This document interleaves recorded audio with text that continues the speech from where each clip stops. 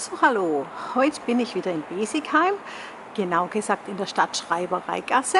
Und nach diesem Haus, das der Stadtschreiber gekauft hat und danach die Stadtschreiberei genannt wurde, wurde dann auch diese Gasse Stadtschreibereigasse genannt. Bis dahin hieß diese Gasse allerdings Metzgergasse.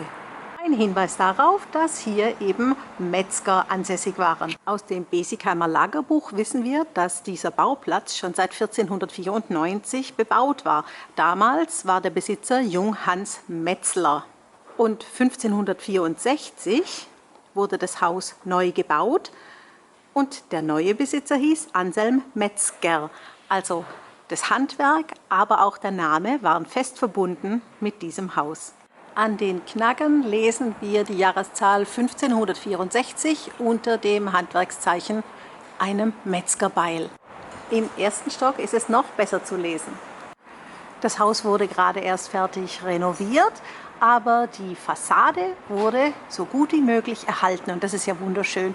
Wir sehen hier dieses Renaissance-Sichtfachwerk mit einem fränkischen Mann, das Kopfwinkelholz richtig schön rausgehoben durch die Putzkissen, eine Augenweide.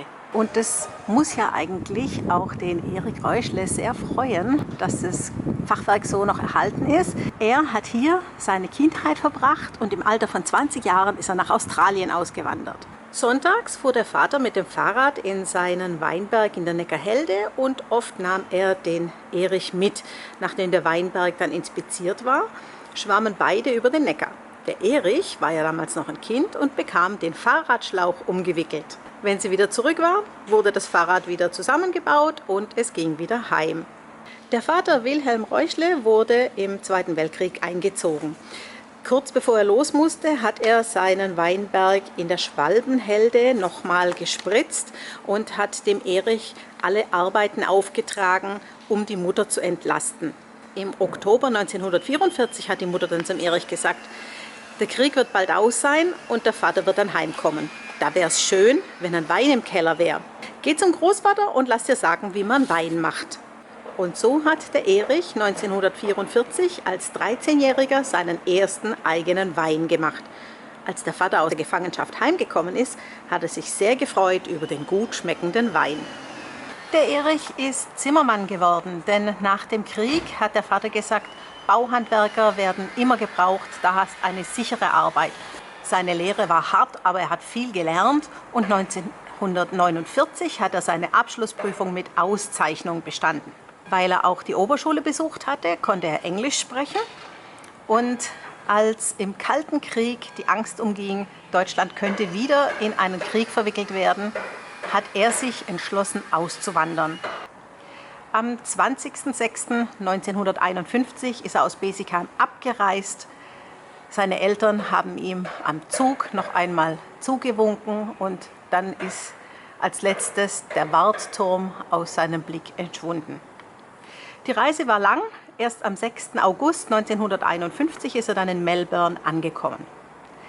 Er war unglaublich fleißig, hat viele verschiedene Jobs gemacht und als Zimmermann immer Arbeit gehabt. Er hat zusätzlich nochmal studiert und 11 Jahre später hat er mit seiner Erfahrung so viel gewusst und gekonnt, dass er Bauführer wurde.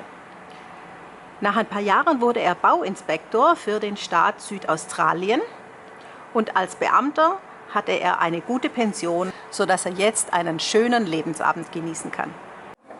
Ich habe für den Erik nochmal mein schönstes 50er-Jahre-Gläsle aus dem Schrank geholt und einen selber gemachten Wein von meiner Freundin. Und damit möchte ich jetzt dem Erich zuprosten. Herzlichen Glückwunsch zum Geburtstag. All the best. Stay healthy. Many happy returns. Tschüss nach Australien aus Besigheim.